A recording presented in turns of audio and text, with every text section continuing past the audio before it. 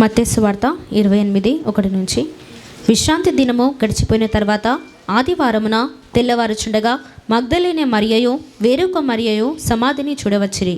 ఇదిగో ప్రభువు దూత పరలోకం నుండి దిగివచ్చి రాయి పొర్లించి దాని మీద కూర్చుండెను. అప్పుడు మహాభూకంపము కలిగెను. ఆ దూత స్వరూపము మెరుపు వలె ఉండెను. అతని వస్త్రము హిమమంత తెల్లగా ఉండెను. అతనికి భయపడుట వలన కావలివారు వనికి చచ్చిన వారి వలె నుండిరి. దూత ఆ స్త్రీలను చూచి, మీరు భయపడకుడి, సిలువ వేయబడిన యేసును మీరు వెతుకుచున్నారని నాకు తెలియను. ఆయన ఇక్కడ లేడు, తాను చెప్పినట్టే ఆయన లేచి ఉన్నాడు. రండి, ప్రభువు పండుకొనిన స్థలమును చూచి త్వరగా వెళ్ళి ఆయన మృతులలో నుండి లేచి ఉన్నాడని ఆయన శిష్యులకు తెలియజేయుడి. ఇదిగో ఆయన గలిలయలోనికి మీకు ముందుగా వెళ్ళుచున్నాడు, అక్కడ మీరు ఆయనను చూతురు. ఇదిగో మీతో చెప్పి తిననెను. వారు భయముతోనూ మహా ఆనందముతోనూ సమాధి యొద్ద నుండి త్వరగా వెళ్ళి ఆయన శిష్యులకు ఆ వర్తమానము తెలుప పరిగెత్తుచుండగా ఒకటో వచనాన్ని చూస్తే, విశ్రాంతి దినము అనగా నిన్న శనివారము గడిచిపోయిన తర్వాత ఆదివారమున తెల్లవారుచుండగా మగ్దలేని మరియయు వేరొక మరియయు సమాధిని చూడవచ్చిరి. యేసుక్రీస్తు ప్రభువారు శుక్రవారము సిలువ వేయబడ్డాడు, సమాధి చేయబడిన యేసుక్రీస్తు ప్రభు మూడో రోజు తిరిగి లేస్తానని ముందే చెప్పాడు. ఏదో హఠాత్తుగా జరిగిన సంఘటన కాదు, చెప్పకుండా జరిగిన సంఘటన కాదు. శిష్యులకు, మరియమ్మకు, తర్వాత రకరకాల స్త్రీలకు ముందుగానే యేసుక్రీస్తు ప్రభువారు బయలుపరిచారు. ఏంటంటే, నేను మూడో రోజున తిరిగి లేస్తాననే ఆ అంశాన్ని, ఆ ఒక విషయాన్ని ముందుగానే శిష్యులకు అందరికీ బయలుపరిచాడు. కానీ నమ్మలేదు, శిష్యులు నమ్మలేకపోయారు. యేసుక్రీస్తు ప్రభు చనిపోయి మూడో రోజున తిరిగి లేస్తారనే ఆ మాట శిష్యులు నమ్మలేదు, స్త్రీలు నమ్మలేదు, రకరకాల ప్రజలకి ఇంకెవరైతే యేసు ప్రభు వారు చెప్పారో వాళ్ళంతా నమ్మలేకపోయారు. Because of some issues in the spirit. నమ్మలేని సమయంలో ఫస్ట్ వచనం చూస్తే మగ్దలేని మరియయు వేరొక మరియయు సమాధిని చూడవచ్చిరి. సో సమాధిని చూడవచ్చిరి, యేసుక్రీస్తు ప్రభుని కూడా చూడవచ్చిరి అనేది రెండు అంశాల వైపు ఇక్కడ మనం వాక్యాన్ని అర్థం చేసుకోవాలి. సో స్త్రీలు యేసుక్రీస్తు ప్రభుని చూడటానికి వచ్చారు. దేని విషయంలో చూడటానికి వచ్చారు? ఆయన తిరిగి లేస్తాడు అనే ఉద్దేశంతో యేసు ప్రభు దగ్గరికి రాలేదు వీళ్ళు. ఆ స్త్రీలు, మళ్ళీ చెప్తున్నాను, మరణించిన యేసుక్రీస్తు ప్రభు, సమాధి చేయబడిన యేసుక్రీస్తు ప్రభు తిరిగి లేస్తాడేమో అనే ఉద్దేశంతో స్త్రీలు సమాధి దగ్గరికి రాలేదు. అందరికీ అర్థమవుతుంది కదా? స్త్రీలు యేసుక్రీస్తు ప్రభు తిరిగి లేస్తాడేమో అనే ఉద్దేశంతో స్త్రీలు అక్కడికి రాలేదు. స్త్రీలు దేనికోసం వచ్చారు? ఆ ఒక బాడీని, లేకపోతే ఆ సమాధిని అలంకరించి ఏ విధంగా ఉంది అని తెలుసుకోవటానికి యేసుక్రీస్తు ప్రభు దగ్గరికి ఆ స్త్రీలు వచ్చారు. అయితే రెండో వచనం చూస్తే, ఇదిగో ప్రభు దూత పరలోకం నుండి దిగివచ్చి రాయిని పొర్లించి దాని మీద కూర్చుండెను. అప్పుడు మహాభూకంపము కలిగాను.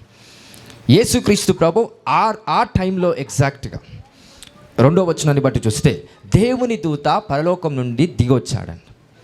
ఏ సమయంన ఎంత టైం పట్టింది పరలోకం నుంచి దూత భూమి మీదకి దిగి రావడానికి? 10 సంవత్సరాల, 50 సంవత్సరాల, ఒక్కరోజా? క్షణంలో, సెకండ్లో దేవుని దూత భూమి మీదకి దిగి వచ్చిందంట. ఆ దూత స్వరూపం ఎలా ఉందని వాక్యం సెలవిస్తుంది 3వ వచనంలో, మెరుపు వలె. ఒక థండర్, ఆకాశంలో ఉరుము ఉంటుంది కదా, అలాంటి థండర్ రూపంలో దూత దిగొచ్చింది. అంటే అర్థం చేసుకో, ఒక మెరుపు ఎంతో ఆకాశంలో, ఎంతో దూరం ఉన్న ఆకాశం దగ్గరికి ఆ మెరుపు ఎప్పుడైతే భూమి మీద పడుతుందో సెకండ్లో, కనురెప్ప పాటున ఆ భూమి మీద పడుతుంది. అలాగనే దూత కూడా మెరుపును వాడుకొని ఈ భూమి మీదకి దిగొచ్చాడు. ఈ భూమి మీదకి దిగొచ్చిన దూత రాయిని పొర్లించి దాని మీద కూర్చుండెను. అప్పుడు మహాభూకంపం కలిగాను. ఎప్పుడైతే ఈ రాయిని దొర్లించాడో దూత, ఏమైంది? వెంటనే మహాభూకంపం. భూకంపం కాదది, మహాభూకంపం.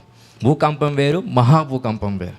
సో అది సాధారణమైన భూకంపం కాదు, మహాభూకంపం. ఒక 2-3 సెకండ్స్ ఎగ్జాక్ట్గా అక్కడ జరిగింది. ఎందుకు భూకంపం జరిగింది? ఎందుకు అక్కడ భూకంపం కలిగింది అని అంటే, ఆల్రెడీ యేసుక్రీస్తు ప్రభు వారు చనిపోయిన తర్వాత ఎక్కడికి వెళ్ళాడు? నిన్న మొన్న వాక్యం నేర్చుకున్నాం. ఎక్కడికి వెళ్ళాడు?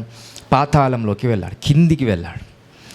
తర్వాత ఎప్పుడైతే ఆయన తిరిగి లేస్తాడో ఆయన ఒక్కడే భూమి మీదికి రాలేదు. ఆయనతో పాటు కొన్ని ఆత్మలు, చెరలో ఉన్న కొన్ని ఆత్మలు విడిపించి ఆ ఆత్మలను కూడా యేసుక్రీస్తు ప్రభు ఎక్కడికి తీసుకొచ్చాడు? భూమి మీదకి.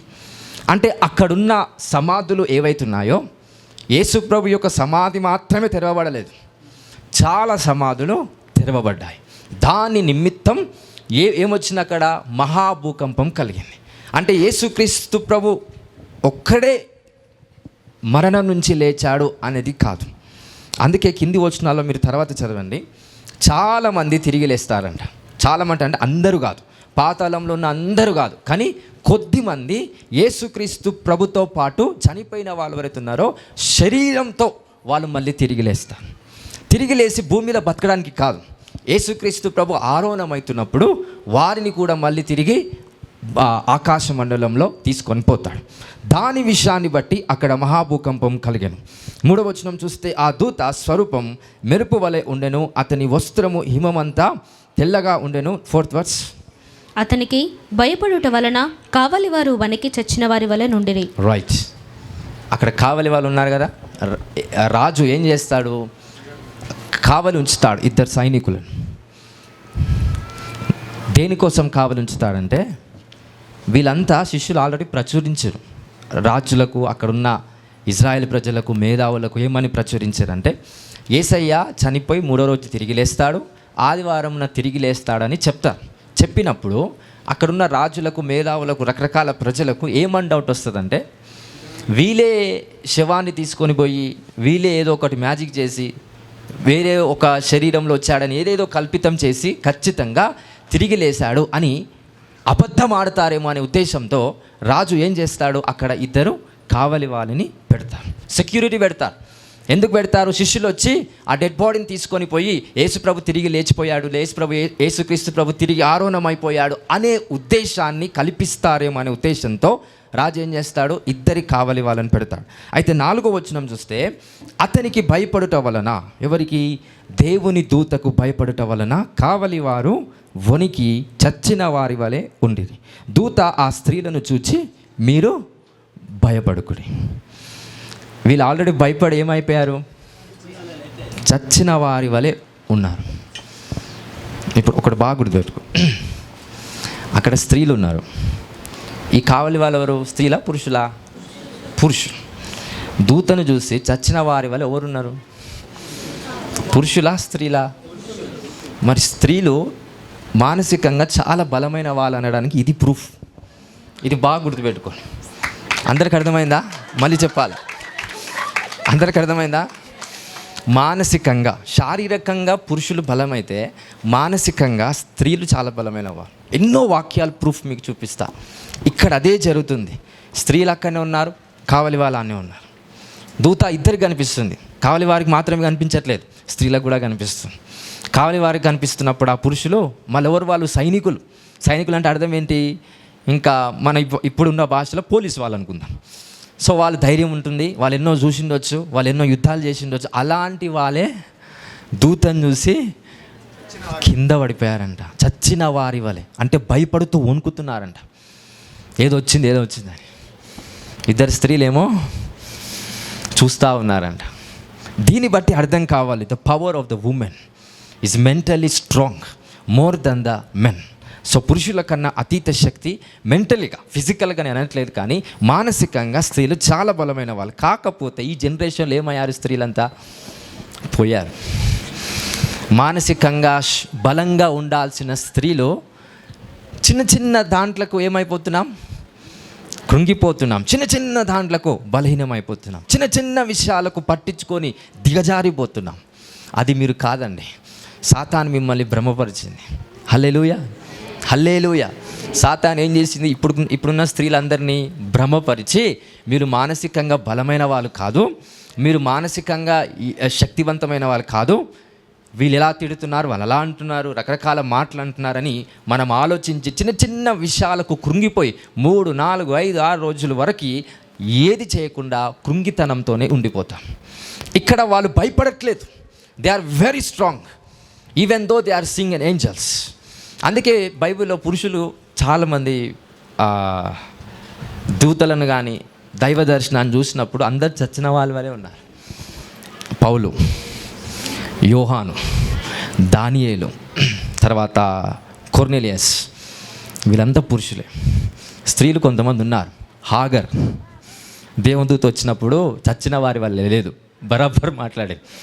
హాగర్, షారాయ్, రకరకాల ప్రజలు ఇంకా చాలామంది ఉన్నారు, గుర్తుకొచ్చి చెప్తూ ఉంటా. వీళ్ళంతా స్త్రీలు దూతలు చూసినప్పుడు, దైవ దర్శనాన్ని చూసినప్పుడు వాళ్ళు ధైర్యంగా దాన్ని తటాస్తించి ఆ దర్శనాన్ని వాళ్ళు పొందుకున్నారండి. హల్లెలూయా. మీరు చప్పట్లు కొడతలేరు నాకు ఆ దేవుడికి. హల్లెలూయా. ఎందుకంటే సమాధి దగ్గరికి దేవుని ఆత్మ ఎవరిని పంపించాడు? ఫస్ట్ స్త్రీని. ఎందుకనంటే పురుషులను పంపిస్తే ఖచ్చితంగా చచ్చిన వారి వలె ఉంటారు. ఎమోషనల్గా they are not strong enough. Hallelujah. So స్త్రీలైతే చచ్చిన వారి వలె, పురుషులైతే శిష్యులుగా ఉన్న పురుషులు ఒకవేళ సమాధి దగ్గరికి వస్తే చచ్చిన వారి వలె వాళ్ళు కూడా ఉంటారేమో. So this is not exact form. So ఏం చేస్తున్నాడు పరిశుద్ధాత్మ దేవుడు? స్త్రీలను సమాధి దగ్గర తీసుకొచ్చి ఆ దూతలను ప్రత్యక్షింపజేశాడు. అప్పుడు వెంటనే ఆ దూత అంటున్నాడు కదా, దూత ఆ స్త్రీలను చూచి మీరు భయపడకుడి. అఫ్కోర్స్ ఏంజల్ నో, దూతకి తెలుసు భయపడరని, but the word has to be completed their mission. కాబట్టి ఆ ఉద్దేశాన్ని బట్టి స్త్రీలను చూచి మీరు భయపడకండి, సిలువ వేయబడిన యేసును మీరు వెతుకుచున్నారని నాకు తెలుసు. తర్వాత ఆయన ఇక్కడ లేడు, తాను చెప్పినట్టే, యేసుక్రీస్తు ప్రభు చెప్పినట్టే ఆయన తిరిగి లేచి ఉన్నాడు. రండి, ప్రభు పండుకొనిన స్థలము చూచి త్వరగా వెళ్ళి ఆయన మృతులలో నుండి లేచి ఉన్నాడని ఆయన శిష్యులకు తెలియజేయాలి. స్త్రీలు ఏం చేస్తున్నారు ఇప్పుడు? ఎవరి దగ్గరికి వెళ్ళి సువార్త? ఏ సువార్త? యేసు ప్రభు యొక్క సిలువ సువార్త కాదు, యేసు ప్రభు యొక్క పునరుత్థానపు యొక్క సువార్త, అది స్త్రీలకు అందించబడిందండి. It's a very divine system of God. Hallelujah. శిష్యులంతా యేసుక్రీస్తు ప్రభు యొక్క సిలువ త్యాగం వరకే ఆగిపోయారు, బట్ స్త్రీలు ఆగలేదండి. అక్కడ ఇంకా ఏం చేస్తున్నారు ఆ స్త్రీలు? యేసుక్రీస్తు ప్రభు తిరిగి మరణం నుంచి తిరిగి లేచాడు, అనగా పునరుత్థానుడయ్యాడు అనే ఆ విషయాన్ని దూత ఏం తెలియపరుస్తుంది స్త్రీలతో? మీరు వెళ్ళి ఎవరికి చెప్పాలా? శిష్యులకి చెప్పాలి. స్త్రీలతో సువార్త వాక్యం చెప్పిస్తున్నాడు. ఏ సువార్త? రక్తం యొక్క సువార్త కాదు. ఏ సువార్త? పునరుత్థానమైన సువార్త స్త్రీలకు దేవాది దేవుడు అప్పచెప్పాడు. మరి ఏం చేస్తున్నాం అందరం? స్త్రీలారా ఉన్నారా? ఏం చేస్తున్నారు? అక్కడ ఒక వచనంలో దూత ఏమని చెప్తుందంటే, 6వ వచనం, ఆయన ఇక్కడ లేడు, తాను చెప్పినట్టే ఆయన లేచి ఉన్నాడు, రండి ప్రభు పడుకునిన స్థలాన్ని చూద్దాం రండి అని తీసుకొని పోతాడు. ప్రభు పడుకునిన స్థలం, చనిపోయిన స్థలం అనట్లేదు దూత, పడుకునిన స్థలం. అదే ఆ స్థలంలో మీరున్నారనుకో, మీరు పోయి పడుకుంటారాడ ఖచ్చితం. పడుకునిన స్థలం చూపిస్తానని దూత అంటే మీరు పోయి ఖచ్చితంగా పడుకుంటారు. అంటే అలాగ మార్చబడుతుంది తరాన్ని. మనల్ని స్త్రీల గురించి నేను మాట్లాడట్లేదు, తరం, ఈ జనరేషన్లో ఉన్న వాళ్ళే చాలామంది నశించిపోతున్నారు. సో దేవుడు ఆ సమయంలో స్త్రీకి అంత శక్తిని, నమ్మకాన్ని దేవుడు చూపించాడు. శిష్యులకి వెళ్ళి మీరు చెప్పగలుగుతారు, దూతలు చూసినా మహిమను చూసినా మీరు తట్టుకోగలుగుతారు అనే నమ్మకము దేవుడు ఎవరిపై పెట్టాడు? ఆ 2 స్త్రీల పైన పెట్టాడు, సంఘం పైన పెట్టాడు. సో అలాంటి స్త్రీలతో దేవుడు మాట్లాడుతున్నాడు, మీరు పురుషుల దగ్గరికి వెళ్ళి, అనగా శిష్యుల దగ్గరికి వెళ్ళి ఆ సువార్త మనము తెలియపరచు, ఆ పునరుత్థానపు యొక్క శక్తిని తెలియపరచు. యేసుక్రీస్తు ప్రభు మృతుల నుండి తిరిగి లేచి ఉన్నాడనే ఆ విషయాన్ని శిష్యులకు తెలియజేయుడి. ఇదిగో ఆయన గలిలయలోని మీకు ముందుగా వెళ్ళుచున్నాడు, ఇక్కడ మీరు ఆయనను చూతురు, అక్కడ మీరు ఆయనను చూతురు, ఇదిగో మీతో చెప్పి తినను. సో యేసుక్రీస్తు ప్రభు ఎక్కడున్నాడనే విషయం ఎవరికి తెలుసు? దూతకు తెలుసు. తెలిసి స్త్రీలకు ఏం చెప్తుంది? అదే ఏంజల్, గలిలయలోని మీకు ముందుగా ఎవరు వెళ్తున్నారు? ఎలాంటి యేసుక్రీస్తు ప్రభు? పునరుత్థానుడైన యేసయ్య గలిలయలోనికి మీకు ముందుగా వెళుచున్నాడు, అక్కడ మీరు ఆయనని చూస్తారు. హల్లెలూయా. నెక్స్ట్ వచ్చిన 8వ వచనం. వారు భయముతోనూ మహా ఆనందముతోనూ సమాధి యొద్ద నుండి త్వరగా వెళ్ళి ఆయన శిష్యులకు ఆ వర్తమానము తెలుప పరిగెత్తుచుండగా యేసు వారిని ఎదుర్కొని మీకు శుభమని చెప్పాను. వారు ఆయన యొద్దకు వచ్చి ఆయన పాదములు పట్టుకొని ఆయనకు మ్రొక్కగా, యేసు భయపడకుడి, మీరు వెళ్ళి నా సహోదరులు గలిలయకు వెళ్ళవలననియో వారక్కడ నన్ను చూతురనియో వారికి తెలుపుడనెను. యేసుక్రీస్తు ప్రభు ఎట్టికేలకు లాస్ట్గా కలిశాడు. ఎవరికి? స్త్రీలకి. యేసు ప్రభు కూడా ఏం చెప్తున్నాడు? నన్ను చూశారు కదా, ఈ విషయాన్ని ఎవరికి చెప్పాలి? మీరు వెళ్ళి శిష్యులకి చెప్పండి. గలిలయలోనికి వెళ్ళవలననియు వారక్కడ నన్ను చూతురనియు వారికి తెలుపుడనెను. వారు వెళ్ళుచుండగా కావలి వారిలో కొందరు పట్టణములోనికి వచ్చి జరిగిన సంగతులన్నిటినీ ప్రధాన యాజకులతో చెప్పి. కావలి వాళ్ళు ఇద్దరు ఉన్నారు కదా ఆ సమాధి దగ్గర, వాళ్ళు ఆల్రెడీ చచ్చిన వాళ్ళు ఉన్నారు. కొద్దిసేపటికి ఇదంతా మ్యాటర్ అయిపోయింది, కాన్సెప్ట్ అంతా అయిపోయిన తర్వాత వాళ్ళు తిరిగి లేచి ప్రధాన యాజకుల దగ్గరికి వెళ్ళి ఇది జరిగింది అనేది కంప్లీట్గా ఇన్ఫర్మేషన్ చెప్తున్నారు. 12వ వచనం చూద్దాం ఫస్ట్. కాబట్టి వారు పెద్దలతో కూడి వచ్చి ఆలోచన చేసి ఆ సైనికులకు చాలా ద్రవ్యం ఇచ్చి, మేము నిద్రపోవచ్చుండగా అతని శిష్యులు రాత్రి వేళ వచ్చి అతనిని ఎత్తుకొని పోయిరని మీరు చెప్పుడి. ఇప్పుడు మోసం జరుగుతుంది. హల్లెలూయా. మోసం జరుగుతుందా? జరుగుతుంది. ఆ కావలి వాళ్ళు ప్రధాన యాజకుల దగ్గరికి వెళ్ళి, యేసుక్రీస్తు ప్రభు తిరిగి లేచాడు, దూత వచ్చి మాకు కనిపించింది, మేము ఇలా పడిపోయాము, చచ్చిన వాళ్ళు ఉన్నామని అంత స్టోరీ అంతా నిజంగా చెప్పేస్తాడు. యథార్థవంతంగా శిష్యులు సైనికులు వెళ్ళి చెప్తారు. ఎవరికి? పోయి ఎవరికి చెప్తారు? రాజుకు చెప్పరు.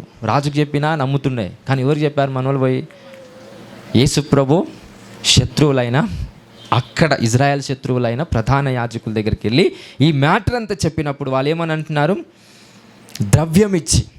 కాబట్టి వారు పెద్దలతో కూడి వచ్చి ఆలోచన చేసి ఆ సైనికులకు చాలా ద్రవ్యం ఇచ్చి, దాన్ని ఏమంటారంటే లంచం లేకపోతే డబ్బు, చాలా డబ్బునిచ్చి, మేము నిద్రపోవచ్చుండగా అతని శిష్యులు రాత్రివేళ వచ్చి అతన్ని ఎత్తుకొని పోయిరని మీరు చెప్పండి. రాజులకు కానీ మంత్రులకు కానీ ఆ విషయాన్ని చెప్పండి అని ఈ ప్రధాన యాజకులు ఏం చేస్తారు? సైనికులకు డబ్బులు ఇస్తారు. ఈ సైనికులు ఏం చేస్తారు? కింది వచ్చిన చూద్దాం. అప్పుడు వారు ఆ ద్రవ్యము తీసుకున్నారా? తీసుకోలేదా? తీసుకొని తమకు బోధింపబడిన ప్రకారము చేసిరి. ఈ మాట యూదులలో వ్యాపించి నేటి వరకు ప్రసిద్ధమై ఉన్నది. నేటి వరకు అంటే రాస్తున్నప్పుడు నేటి వరకు కాదు, ఇప్పుడు కూడా. అంటే 2026 సంవత్సరం ఏప్రిల్ మాసంలో ఈరోజు ఏ తారీఖున? 6 7 రైట్, 5వ తారీఖు వరకు యూదులు ఏమని నమ్ముతున్నారు? కొంతమంది యూదులు, కొంతమంది ఇజ్రాయెల్ ప్రజలు యేసుక్రీస్తు ప్రభు యొక్క శరీరాన్ని శిష్యులు ఎక్కడనో దాచిపెట్టి యేసు ప్రభు తిరిగి లేచాడని అబద్ధం మాట్లాడుతున్నారు అని విషయాన్ని సైనికులు చెప్పడం వల్ల, అక్కడున్న కావలి వారు చెప్పడం వల్ల ఇంత ప్రభావితమైంది. హల్లెలూయా, హల్లెలూయా. అంటే ఒక అబద్ధం ఎంత ఫాస్ట్గా వెళ్ళిపోయిందో చూడండి. డబ్బుకు లోబడి ఏ పని అయితే వీళ్ళు చేశారో ఆ అబద్ధము ఎంత ఫాస్ట్గా ప్రచురించిందో చూడండి. ఎవడైనా సత్యాన్ని అన్వేషించాలి, సత్యాన్ని వెతకాలి, సత్యాన్ని ఏదైనా ప్రకటించబడాలి, సత్యం ఎలాగుందో దాన్ని ఆలోచించాలనే ఆలోచన వరకైనా ఉందా? లేదు. గుడ్డిగా నమ్ముతున్నారు అందరూ. యేసు ప్రభు యొక్క శరీరము శిష్యులు వచ్చి తీసుకొని పోయి యేసు ప్రభు యొక్క శరీరం మళ్ళీ తిరిగి లేవలేదని వాళ్ళు అబద్ధం మాట్లాడుతారని ఈ సైనికులు ఏం చేస్తున్నారు? అందరికీ ప్రచురించారంట. మీకు కూడా చాలా మంది, చాలా జనము, చాలా ప్రజలు అబద్ధము ఈజీగా చెప్పేస్తారు. హల్లెలూయా. మీరు ఎక్కువ ఎవరినైతే నమ్ముతారో వాడు సాతాన్ని నమ్మాడు అనుకో, మీ పని అయిపోయినట్టు. అందరికీ అర్థమవుతుందా? మీరు ఎవరినైతే బాగా నమ్ముతారో, బాగా ప్రేమిస్తారో, ఒకవేళ వాడు సాతాన్తో కలిసి ఉంటే సాతాను వాడిని వాడుకొని నీ గురించి అబద్ధమైన మాటలు ప్రచురించబడతాయి. అందుకే సంఘంలో కానీ కుటుంబంలో కానీ ఏదైనా చెడు కార్యము జరిగినా, ఏదైనా జరగరాని కార్యము జరిగినా వెంటనే తీర్పు తీర్చకండి. దాన్ని ఆలోచించండి. సత్యమా అబద్ధమా, ఇది నిజమా కాదా? మన వాళ్ళకి ఏంటంటే తొందరపాటు, వెంటనే. తర్వాత ఏదన్నా అరే నాదే మిస్టేక్ అని అన్నప్పుడు మనం ఏం చేస్తుంటాం? సారీ అని చెప్తాం. అప్పటికే వాని హృదయం విరిగిపోతుంది. ఇంకేం సారీ చెప్తే ఏం పని చేస్తుంది? అందుకే తొందరగా మనం తీర్పు తీర్చకుండా ఏం చేయాలి? ఆలోచిస్తూ ఇది నిజమా అబద్ధమా అని ప్రతి దాన్ని, సరి అయిన దానిని చూస్తూ మేలైన దానిని కీడైన దానిని వివేచిస్తూ ఇది కరెక్టా రాంగా అని ప్రతిదీ పరిశీలన చేస్తూ ఉండటమే నిజమైన దేవుని చిత్తాన్ని జరిగించటం అని దేవుని వాక్యం సెలవిస్తుంది. హల్లెలూయా, హల్లెలూయా. సో మనందరి విషయాలలో రకరకాల ప్రజలు రకరకాల విషయాల్లో అబద్ధాలు ఆడుతూ ఉన్నారు. మోసపూర్వకమైన శక్తి ప్రభావం చేత రకరకాల మాటలు మాట్లాడుతున్నారు. వాటిని నమ్మావా? ఖచ్చితమైన సాతాను యొక్క శక్తులు మనల్ని వెంటాడుతాయి. అందుకే సత్యాన్ని పరిశీలన చేసేంత వరకు సత్యాన్నో అబద్ధాన్నో ఏదైనా కానీ దాన్ని నమ్మేటట్టుగా మీరు ఉండాలి. తొందరపాటుతో ఏ విషయమైనా తెలియకుండా నమ్మకండి. అందరికి అర్థమవుతుందా? తొందరపాటులో ఏ విషయమైనా తెలియకుండా నమ్మకండి. యేసుక్రీస్తు ప్రభు పడవలోకి వస్తున్నప్పుడు సముద్రం మీద నడుస్తున్నప్పుడు శిష్యులు చూసి యేసు ప్రభుని ఏమని అంటారు? అక్కడ వచ్చినప్పుడు ఏముంటుందంటే తొందరపడి భూతమని వాళ్ళు కేకలు వేశారంట. భూతమని కేకలు వేసే ముందు అక్షరం ఏముంది? త్వరపడి. తొందరపడ్డాం కనుక మోసాన్ని నమ్మేటట్టు అయిపోయాం మనందరం కూడా. అందుకే నిదానించి దేవుని వాక్యంలో స్థిరపరచబడి ఆలోచిస్తూ నిజమెంత అబద్ధం ఎంత ప్రతిదీ కూడా పరిశీలన చేసే వాని యొక్క జీవితంలోనే దేవుని చిత్తం సంపూర్ణంగా జరుగుతుంది. వీళ్ళు చెప్పిన మాటల వల్ల ఎప్పుడైతే నువ్వు నమ్ముతావో ఫినిష్డ్. ఖచ్చితమైన దేవుని యొక్క ఆజ్ఞను అతిక్రమించినట్టే. హల్లెలూయా. పరిశీలన చేసేంత వరకు don't believe things that come from the world. ఈ లోకం నుంచి వచ్చే ప్రతి ఒక్క ప్రభావాన్ని నమ్మనక్కర్లేదని దేవుని వాక్యం సెలవిస్తుంది. హల్లెలూయా. ఇంకో నెక్స్ట్ వర్డ్ చూద్దాం. 16th verse. 11 మంది శిష్యులు యేసు తమకు నిర్ణయించిన గలిలయలోనికి కొండకు వెళ్ళిరి. వారు ఆయనను చూచి ఆయనకు మ్రొక్కిరి గాని కొందరు సందేహించిరి. పురుషులు ఏం చేస్తున్నారు? కొందరు ఏం చేస్తున్నారు చెప్పండి? కొందరేమో నమ్మారు యేసుప్రభుని చూడగానే. ఇక్కడ చూడండి. కొందరేమో యేసుప్రభుని నమ్మారు, కొంతమంది సందేహిస్తున్నారు. ఏసైనా నిజంగా ఏసైనా. దాని ముందు వచ్చినాల్లో స్త్రీలు ఏం చేస్తున్నారు? ఎగ్జాక్ట్ 9 కాదు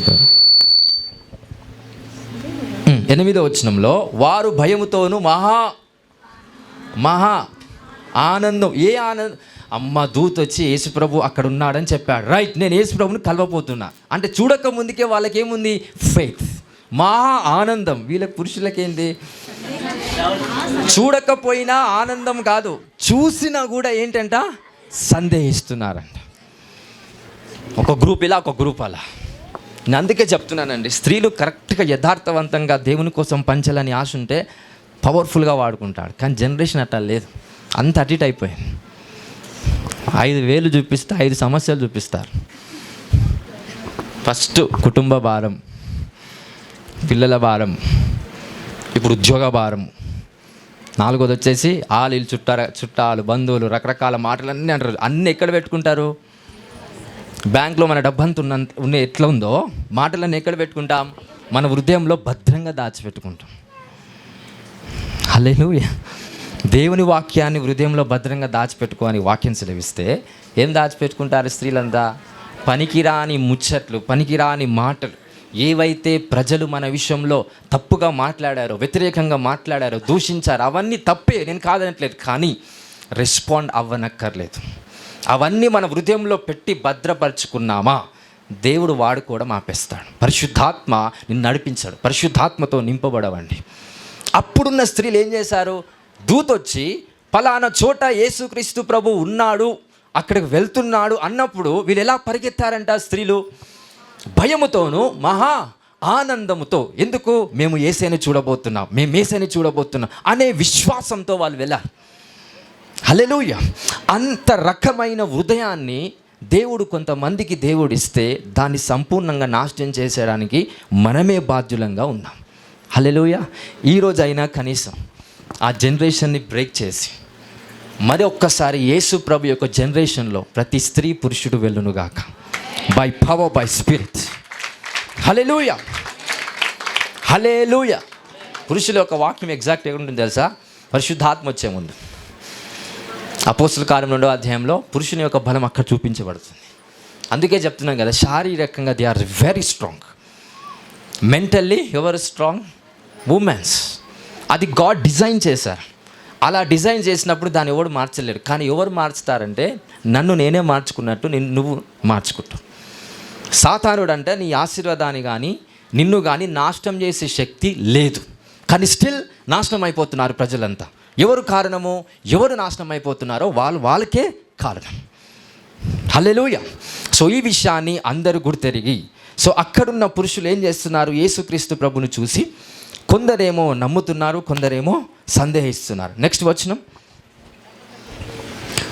అయితే యేసు వారి యొద్దకు వచ్చి, పరలోకమందును భూమి మీదను నాకు సర్వాధికారము ఇయ్యబడి ఉన్నది, కాబట్టి మీరు వెళ్ళి సమస్త జనులను శిష్యులనుగా చేయుడి, తండ్రి యొక్కయు కుమారుని యొక్కయు పరిశుద్ధాత్మ యొక్కయు నామములోనికి వారికి బాప్తిస్మం ఇచ్చుచు. రైట్. ఇప్పుడు పురుషులకు ఏం సెలవిస్తున్నాడు? నాకున్న అధికారం, సర్వ అధికారము నాకు ఇవ్వబడింది కనుక నేను ఇప్పుడు మీకు శక్తిని ఇస్తున్నాను. మీరు వెళ్ళి ఓన్లీ పురుషులకు స్త్రీలకే అన్నిగా రకరకాల ప్రదేశాలు, రకరకాల ఏరియాస్, రకరకాల దేశంలోకి వెళ్ళి సమస్త జనులను ఏం చేయాలంట? శిష్యులనుగా చేయుడి, తండ్రి యొక్కయు కుమారుని యొక్కయు పరిశుద్ధాత్మ యొక్కయు నామములోనికి వారికి బాప్తిజము ఇచ్చుచు, నేను మీకు ఏ ఏ సంగతులను ఆజ్ఞాపించుతునో వాటన్నిటినీ గైకొనవలనని వారికి బోధించుడి. ఇదిగో నేను యుగ సమాప్తి వరకు సదాకాలం మీతో కూడా ఉన్నానని వారితో చెప్పాను. అంటే పురుషునికి సర్వ అధికారం గురించి బయలుపరిచాడు. సంపూర్ణంగా అంటే భూలోకం మొత్తాన్ని మీరు తిరగండి, సువార్త ప్రకటించండి అని పురుషునికి చెప్పాడు యేసుక్రీస్తు ప్రభు. స్త్రీకి ఏం చెప్పాడంటే ఇంట్లో ఉన్న పురుషుని సరి చేసుకో అని అన్నాడు. అందరికి అర్థమవుతుందా? అక్కడున్న పురుషులను మీరు సరి చేయండి, సరైన తర్వాత నేను వాళ్ళని ఏం చేస్తాను? భూలోకమంతా వ్యాప్తి చెంది భూలోకమంతా విస్తరింపజేసి వాళ్ళని నేను వాడుకొని సువార్తని చెప్పించి రకరకాల ప్రజల్ని నేను శిష్యులుగా చేస్తాననే వాక్యం ఇక్కడ బయలుపరచబడుతుంది. హల్లెలూయా. సో దేవుని యొక్క శక్తిని బట్టి ఈరోజు కొన్ని కమిట్మెంట్స్ మనం ఈస్టర్ విషయంలో మనం అందరం తీసుకుందాం. అదేంటంటే స్త్రీలు అక్కడ యేసుక్రీస్తు ప్రభు కనిపిస్తాడని చెప్పిన వెంటనే ఎలా ఉన్నారంట? మహా ఆనందముతో. వాళ్ళకి బాధ్యత లేదా, వాళ్ళకి కష్టాలు లేవా, నష్టాలు లేవా, రోగాలు లేవా, వ్యాధులు లేవా, ఏవి లేవు. కాబట్టి మహా ఆనందముతో పరిగెత్తిపోయి యేసు ప్రభుని చూస్తున్నారా? మీలాగనే వాళ్ళకి బాధ్యతలు ఉన్నాయి, మీలాగనే వాళ్ళకి కష్టాలున్నాయి, నష్టాలున్నాయి, రోగాలు, వ్యాధులు, రకరకాల శ్రమలు, నిందేంటో తెలుసా? యేసుక్రీస్తు ప్రభు పక్కన ఉన్న మరియమ్మను ఏమన్నారంటే యేసు ప్రభుతో ఉన్నాడంట, యేసు ప్రభుతో వివాహమైంది, యేసుక్రీస్తు ప్రభుతో ఆమె వ్యభిచారిస్తుంది అనే నింద తనపైకి కూడా వచ్చింది. అన్ని నిందలు ఆమె మీద పడినప్పటికీ యేసుని విడిచిపెట్టలేదు. యేసుని చూడటానికి ఆనందముగా, మహా ఆనందముగా వెళ్ళటానికి అవకాశముగా యేసుక్రీస్తు నామములో ఆమె ఉపయోగించుకొని ఆ చోటికి వెళ్తుందంట. ఈరోజు అదే కమిట్మెంట్ మీరు తీసుకోవాలి. సమస్యలు లేవని మహా ఆనందముతో వెళ్ళట్లేదు, కష్టాలు లేవు కాబట్టి వెళ్ళట్లేదు. ఎన్ని ఉన్నా, ఎన్ని శ్రమలు ఉన్నా, ఎన్ని నిందలు ఉన్నా నా యేసయ్య కోసము నేను ఆనందిస్తా అన్నప్పుడే దైవ చిత్తం మీ అందరిపైన సంపూర్ణంగా జరుగుతుందండి. హల్లెలూయా, హల్లెలూయా. అంతేకాని కష్టం ఉందనో, నష్టం ఉందనో, సమస్య ఉందనో, శ్రమ ఉందనో యేసుక్రీస్తు ప్రభుని నేను ఆనందించను అనంటే అది సరి అయినది కాదు. సాతాను యొక్క ఆత్మచేత ప్రేరేపితమవుతున్నామని అర్థం. మరి ఈరోజు అందరికీ దేవుని వాక్యం సమానంగా పంచిపెడుతున్నాడు. యేసు ప్రభు యొక్క పునరుత్థానమైన శక్తి మీ అందరిపైన రావటం కోసం ఒకే ఒక విధమైన మార్గం. అది ఏంటంటే యేసునందు ఆనందించండి. ఆ స్త్రీ ఎలా ఆనందించారు, కొంతమంది పురుషులు ఎలా నమ్మి ఆనందించారు, వాళ్ళ వలె మనము కూడా దేవుని నమ్మి ఆయన యందు ఆనందిస్తే దేవుని యొక్క చిత్తం, దేవుని యొక్క పునరుత్థానమైన శక్తి మీ అందరిపైన దేవుడు కుమ్మరించబోతున్నాడు. తద్వారా మరణము మిమ్మల్ని బంధించలేదు, చీకటి మిమ్మల్ని బంధించలేదు, అంధకారపు శక్తులు మిమ్మల్ని బంధించలేవు, సమాధి కూడా మిమ్మల్ని బంధించలేదనే వాక్యము మీ జీవితంలో కూడా నెరవేర్చబడుతుందండి. By power, by Holy Spirit. Hallelujah. So ఎలాంటి వ్యాపారమైనా, ఎలాంటి ఐశ్వర్యమైనా ఇక మీదట అది సమాధి చేయబడదు. It has to leave. అది నీతో బ్రతుకుతుంది. నువ్వు చనిపోయేంత వరకు ఐశ్వర్యము నీతోనే జీవిస్తుంది. చనిపోయేంత వరకు నీ పిల్లలు నీతోనే జీవిస్తారు. యేసుక్రీస్తు నామములో ఈ దైవ చిత్తం మీ అందరిపైన నెరవేర్చబడుగాక. హల్లెలూయా, అందరికీ వాక్యం అర్థమవుతుందా? అందరికీ వాక్యం అర్థమవుతుందా? సో ఈ పునరుత్థానమైన శక్తి మనలో రావటం కోసం ఈరోజు ప్రార్థన చేద్దాం. ఎందుకంటే ఈ పునరుత్థానమైన శక్తి స్త్రీల ద్వారానే లోకానికి ఎక్కువ వెళ్ళింది. పురుషుల ద్వారా యేసు ప్రభు యొక్క రక్షణ సువార్త వెళ్తే, స్త్రీల ద్వారా ఏ సువార్త ప్రకటించబడింది? పునరుత్థానమైన సువార్త, పునరుత్థానపు యొక్క శక్తి.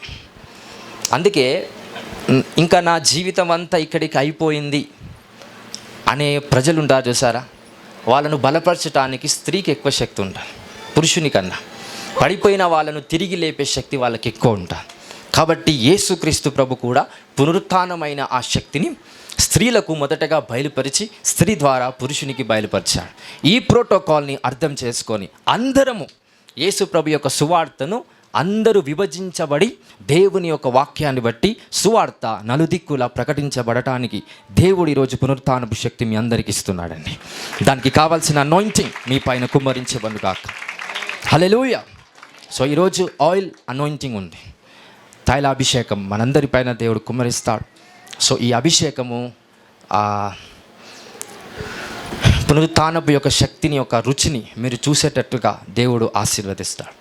తర్వాత సువార్తను ప్రకటించడానికి ధైర్యం, కమిట్మెంట్, విశ్వాసం, బలం, జ్ఞానం ఖచ్చితంగా మీ అందరికీ ధారాళముగా ఇస్తాడు. ఏ ఒక్కరైతే శ్రమ ద్వారా, కుటుంబ భారము ద్వారా, బాధ్యత ద్వారా అలసిపోయి రకరకాల కష్టాలు, నష్టాలు, శ్రమల ద్వారా ఎక్కడైతే మీరు బంధించబడ్డారు, ఈరోజు ఆ ఆయిల్ అనాయింటింగ్ ద్వారా మీరు విడిపించబడతారని. You will come out from this stages. Hallelujah. So విడిపించబడతారంటే ఎగ్జాక్ట్ మీనింగ్ ఏంటంటే తేలికగా అయిపోతుంది. యేసుప్రభు అంటాడు కదా, మీరు మోస్తున్న భారము తేలికగా ఉంటుంది. భారం ఎప్పుడైనా తేలికగా ఉంటుందా? లోకంని బట్టి ఆలోచిస్తే భారమే తేలికగా లేనిది. కానీ యేసుప్రభు ఏమంటాడు? అక్షరాన్ని చూసి భారమైనది ఏదైతుందో దాన్ని మీరు మోస్తే తేలికగా అయిపోతుందని అంటాడు. ఆ అనాయింటింగ్ ఈరోజు మీ అందరిపైన దేవుడు ఖచ్చితంగా ధారాళముగా పోయబడుతుందండి. నమ్ముతున్నారు ఈరోజు ఆ కార్యం జరుగుతుందని? నమ్ముతున్నారా? సో ఆ పునరుత్థానుడైన యేసుక్రీస్తు ప్రభు తన ప్రేమ మన పైన చూపించిన విధానము అంత గొప్పది. ఎందుకంటే ఆయన మరణించటానికి కారణము ఆయన కాదు, నువ్వు నేను. నువ్వు చేసిన పాపము, నేను చేసిన పాపము, అందరం చేసిన పాపాన్ని బట్టి యేసుక్రీస్తు ప్రభుపై ఆయన మన పాప భారము ఆయన మీద వేసుకొని ఆయన చనిపోయాడు. ప్రజలకు సెన్స్ ఉండదు, అడ్డగోలుగా మాట్లాడతారు. యేసు ప్రభు చనిపోతాడా, దేవుడు చనిపోతాడా? చనిపోవడానికి కారణం ఏంటి? అసలు పాపము మరణాన్ని తీసుకొస్తుంది. యేసు ప్రభు మరణించటానికి ఏ పాపం ఆయనను మరణంలోకి తీసుకొచ్చింది? ఏ పాపము? ఆయన చేసిన పాపమా? కాదు, నువ్వు నేను చేసిన పాపము ఆయన మీద పడటం వల్ల ఆయన మరణానికి వెళ్ళాడు. అది క్లారిటీగా అర్థం చేసుకోండి. యేసు ప్రభు చేసిన పాపం, ఆయన పాపమే చేయలేదని వాక్యం సెలవిస్తుంది. పరిశుద్ధుడని నిరర్ధకంగా దేవుని ఒక వాక్యంలో క్లియర్గా రాయబడింది. హల్లెలూయా. సో అలాంటి యేసుక్రీస్తు ప్రభుని మనందరి కోసము పాపము తన మీద వేసుకొని, మన శాపము, రోగము, వ్యాధి, మన మరణము ఆయన మీద వేసుకొని ఆయన మరణానికి వెళ్ళి ఆ మరణాన్ని జయించి తిరిగి మళ్ళీ మన కొరకే తిరిగి లేచాడు. నమ్ముతున్నావా? యేసయ్య మరణించి నా కోసం, నీ కోసం తిరిగి లేచాడని నమ్ముతున్నారా అందరు? ఎస్, తిరిగి లేచాడు. కాబట్టి మన యేసుక్రీస్తు ప్రభు మరణంలో ఇక లేడు. సజీవుడుగా, సజీవమైన దేవుడిగా మన మధ్యలో ప్రత్యక్షపరచబడుతున్నాడు. God is manifesting in the way of his life. ఆయన జీవము ద్వారా మనందరి మధ్యలో ప్రత్యక్షపరచబడుతున్నాడు. ఒకవేళ ఆయన చనిపోకపోతే, ఆయన రక్తము కార్చకపోతే నీకు నాకు పాపక్షమాపణ వస్తుందనా? రాదు. హల్లెలూయా. పాపము క్షమించబడాలంటే గొర్రెలో, మేకలో, ఎడ్లో రక్తాన్ని బలిచ్చి అప్పట్లో సమర్పించేవారు. ఆ రక్తము పనిచేయట్లేదు. ఏ రక్తం పనిచేస్తుంది? పరిశుద్ధమైన రక్తం. ఆ రక్తంలో కల్మషం ఉండొద్దు. కుళ్ళు, కుతంత్రం, అసూయ, కామ, క్రోధ, మత్సరం ఇలాంటివి ఏది లేని రక్తం ఈ భూమి మీద ఏదైనా ఉందానంటే, మానవుడిలో ఈ భూమి మీద ఏదైనా ఉందంటే నరుడైన యేసుక్రీస్తు ప్రభులోనే ఆ రక్తం కనిపించేది. హల్లెలూయా. అందరికీ అర్థమవుతుందా? ఇంకా ఏదో సైంటిస్టులు ఇంకా యేసు ప్రభు రక్తం గురించి ఇంకా టెస్ట్ చేస్తున్నారా? ఎందుకంటే వాళ్ళు నమ్మలేని నిజాలు బయటపడుతున్నాయి, వాళ్ళే పిచ్చులు అవుతున్నారు కాబట్టి. Still the blood of Jesus is holy. Hallelujah. అలాంటి రక్తం ఈ మానవులలో ఎవరిలో లేదంట, కేవలము యేసయ్య రక్తం మాత్రమే ఉంది. ఆ రక్తము మనందరి జీవితంలో పనిచేయడానికి ఈరోజు ఈ పునరుత్థానుడైన యేసుక్రీస్తు ప్రభు మనందరినీ పరిశుద్ధులుగా తీర్చాడని దేవుని వాక్యం సెలవిస్తుంది. Give big claps to Jesus Christ. Hallelujah. అందరికి అర్థమవుతుందా? సో యేసు ప్రభు యొక్క రక్తం మనల్ని ఏం చేస్తుంది? శుద్ధులుగా చేస్తుంది. మనం చేయాల్సిన బలులు ఏవైతే ఉన్నాయో అవన్నీ దేవుడు ఆపేసి ఒకే ఒక బలి మన కోసము, ఈ మానవాళ్ళందరి కోసం ఒకే ఒక బలి, యేసుక్రీస్తు ప్రభు యొక్క బలి, ఆయన మానవాళ్ళందరి కోసం బలి చెందాడు. దాన్నే శక్తి రకంగా మన జీవితంలో పనిచేస్తుందండి. If you believe you will receive life. ఎప్పుడైతే దాన్ని నమ్ముతామో మన జీవితంలో మార్పులు వచ్చేస్తే ఆటోమేటికల్గా. యేసు ప్రభుని నమ్మితే బొట్టు పెట్టుకోకండి, యేసు ప్రభుని నమ్మితే సినిమాలు చూడకండి, యేసు ప్రభుని నమ్మితే సీరియల్ చూడకండి, నేను చెప్పనక్కర్లేదు. నిజంగా మీరు నమ్మితే ఆటోమేటిక్గా వదిలేస్తారండి. You will lose all of them. Hallelujah. ఎవడో చెప్తే మారితే మార్పు కాదది, బాగా గుర్తుపెట్టుకోండి. నేను ఇంకెవరో చెప్తే నువ్వు మారినావు అనుకోండి, అది సత్యమైన మార్పు కాదు. ఏ రోజు మళ్ళీ పడాల్సిందే. మార్పు ఎక్కడి నుంచి రావాలా? నీలో నుంచి వస్తుంది. యేసుప్రభుని నమ్మి సినిమాలు చూసేవాళ్ళేరా? యేసుప్రభుని నమ్మి తాగేవాళ్ళేరా? ఇంకా ఉన్నారు. అందుకే నేను ఎప్పుడు చెప్తుంటాను, తాగకండి, ఈ పని చేయకండి. చేస్తారా? నేను చెప్పింది చేస్తారా? లేదు. నా ముందే నటిస్తారు తప్ప బయటికి వెళ్ళి మళ్ళీ అదే పని చేస్తారు. నిజంగా యథార్థవంతంగా నువ్వు ఉంటే, నిజంగా దేవుని నమ్మితే, ఆయన ఎందు నిజంగా విశ్వాసం చూపిస్తే ఆటోమేటికల్గా ఏం చేస్తావు? ఇలాంటి పనులన్నిటికి దూరం అయిపోతావంట. నీకు నచ్చవండి అవి. You hate them all of those things in Jesus Christ mighty name. Hallelujah. నీ శరీరానికి, ప్రాణానికి, ఆత్మకు అలాంటి లోక సంబంధమైన పనులు ఇక మీదట నచ్చవు. అదే సాక్ష్యము మీరు మారు మనసు పొందారని, అదే సాక్ష్యము యేసుక్రీస్తులో మీరు విశ్వాసం కలిగి ఉన్నారని, అదే సాక్ష్యము యేసు రక్తం మిమ్మల్ని శుద్ధి చేసిందని, అదే సాక్ష్యము యేసు రక్తం మీ రక్తంలో కలిసిందనడానికి. ఇంకేం కావాలండి సాక్ష్యం? హల్లెలూయా. హల్లెలూయా. ఒక్కసారి గట్టిగా చప్పలు కొడతాం. Jesus Christ. హల్లెలూయా. హల్లెలూయా. అందరికి అర్థమవుతుందా? ఈరోజు నాకు మార్పు లేదు, నేను మారలేకపోతున్నానంటే యేసు రక్తం ఇంకా నీ దగ్గరికి రాలేదు. అడుగుదాం, అయ్యా నీ రక్తంతో నన్ను కడగండి, నీ రక్తం నా మీద ప్రోక్షించండి, నన్ను పరిశుద్ధుడిగా చేయి. గట్టిగా బిగ్గరగా దేవుడితో కొట్లాడండి. అంతేగాని మన మనసులో ఏదో పెట్టుకొని, అన్ని ఆశలు పెట్టుకొని, ఏసయ్యా నీ రక్తం నాపై ప్రోక్షించండి, అది రాదు. హల్లెలూయా. హల్లెలూయా. ఈ ఆశతో నీ యొక్క రక్తం నాపై ప్రోక్షించి నన్ను శుద్ధుడిగా చేయని నిజంగా యథార్థవంతంగా అడిగితే, పనికిరాని ఆశలు, పనికిరాని పనులన్నిటికీ నువ్వు దూరం అయిపోతావు.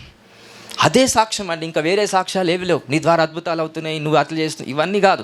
నువ్వు మారు మనసు పొందుతావు, నువ్వు మార్చబడతావు.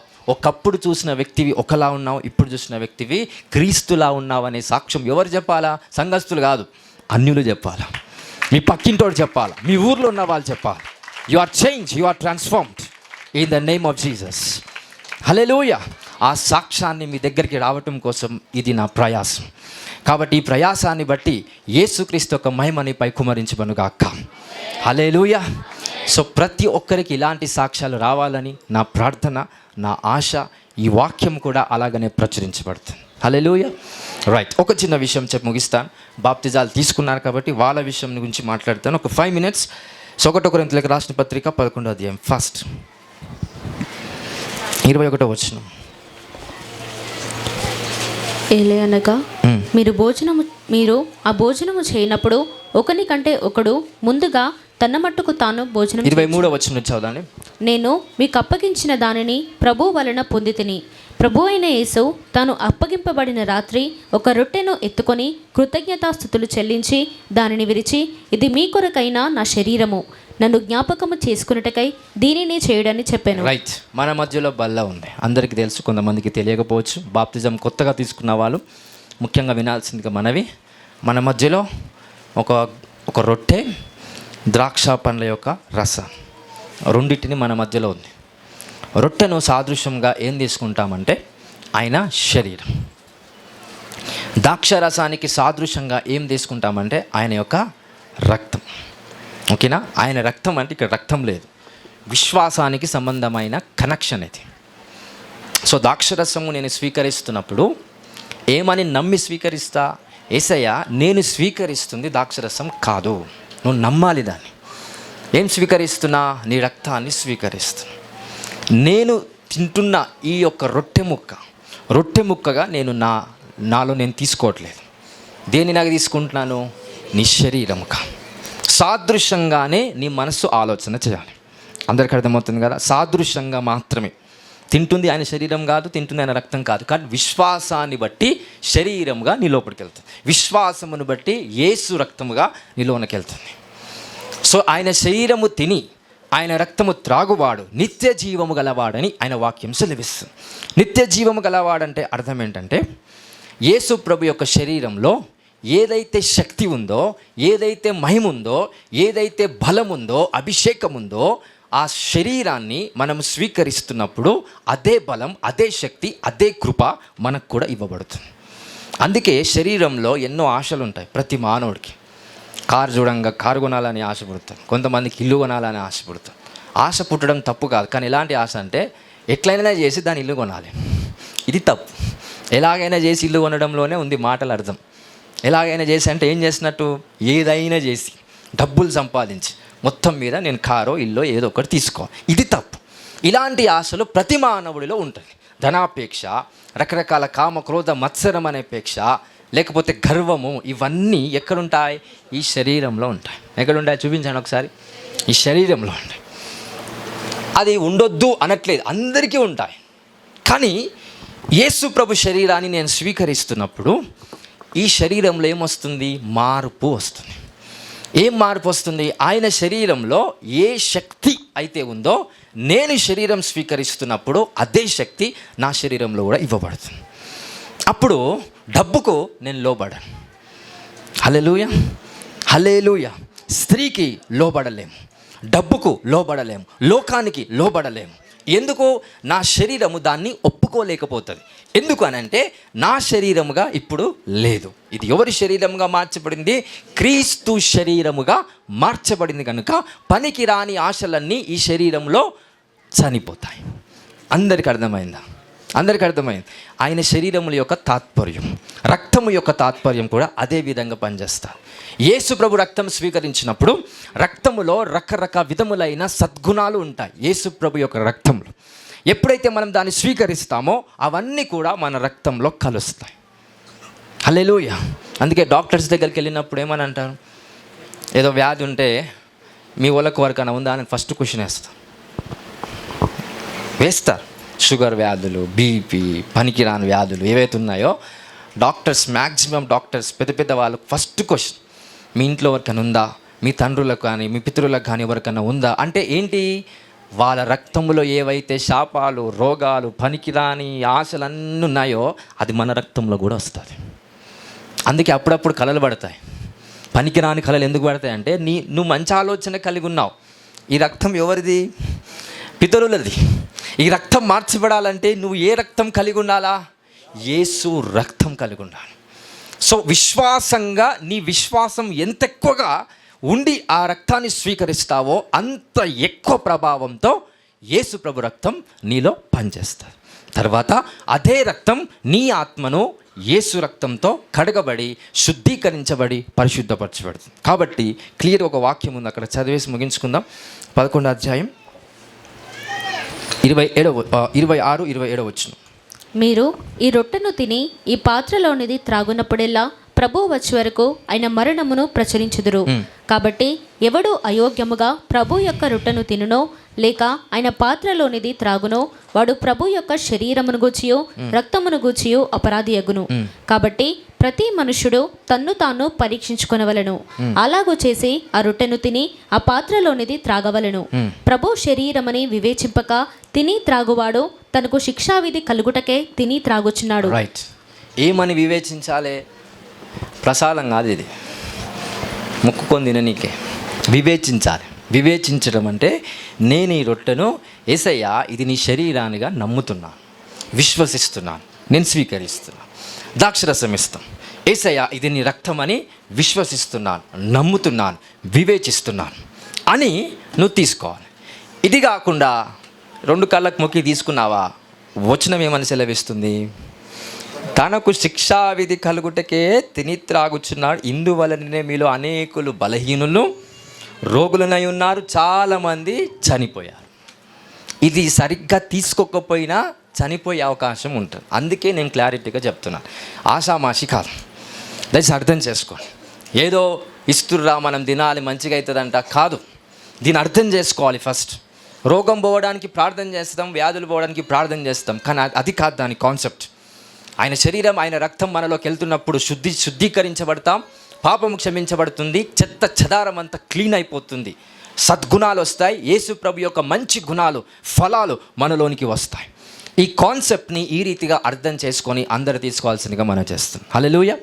ఇంకెవరైనా బాప్తిజం తీసుకోకపోతే దయచేసి మరి డిసెంబర్ మాసంలో మీకోసం ఏర్పాటు చేయబడతాయి.